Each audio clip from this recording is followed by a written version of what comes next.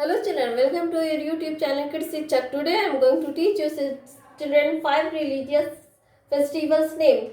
So please like, share and subscribe your channel children. Let's begin children. Here I have written children 5 religious festival name. Religious festival means बच्चों धार्मिक पर्व, वैसे पर्व जो अलग अलग धर्म के लोग मनाते हो. Here I have written children Holi, HOLI, Holy. Holy means बच्चों Holi. Here I have written children Diwali, DIWALI, Diwali. Diwali means बच्चों Diwali. Here I have written children Dashehra, DUSHERA, Dashehra. Dashehra means बच्चों Dussehra. Here I have written children Christmas, CHRISTMAS,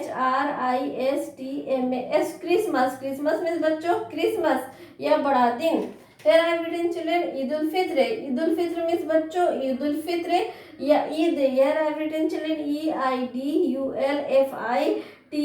Eid ul Fitr means बच्चों ईद उल फित्र या ईद.